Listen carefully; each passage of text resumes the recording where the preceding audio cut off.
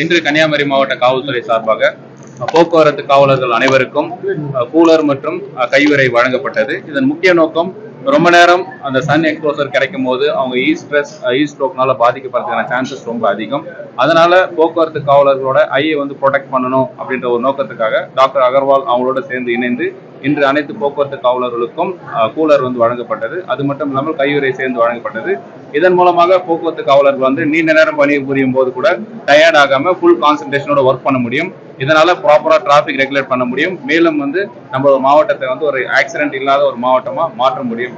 அதனால போக்குவரத்து காவலர்களின் வெல்ஃபேருக்காக இன்னைக்கு இந்த கூலர் மற்றும் கையுறை வழங்கப்பட்டது. ஆக்சிடென்ட் ஃபேட்டல் ஆக்சிடென்ட் நமக்கு கணிசமா குறைஞ்சிக்கிட்டு வருது.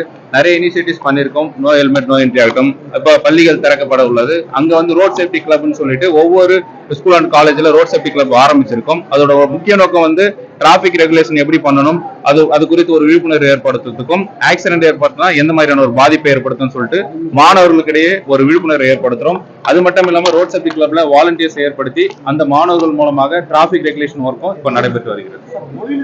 இல்ல, இப்போ லாஸ்ட் வீக் நிறைய வெஹிக்கிள் மூவ்மெண்ட் அதிகமா இருந்தது. வெஹிக்கிள் ஃப்ளோ டூரிஸ்ட் மூவ்மெண்ட் அதிகமா இருந்துச்சு. ஸோ டூரிஸ்ட் வெஹிக்கிள் அதிகமா ஃப்ளோ இருந்ததுனால நமக்கு வெஹிக்கிள் நம்பர்ஸ் அதிகமா இருந்ததுனால நமக்கு டிராபிக் கன்ஜெஷன் அதிகமா இருந்துச்சு. சேம் டைம் அப்டா மார்க்கெட்லயும் மற்ற இடத்துலயும் டிராபிக் போலீஸ் போட்டு நம்ம ரெகுலேட் பண்ணோம்.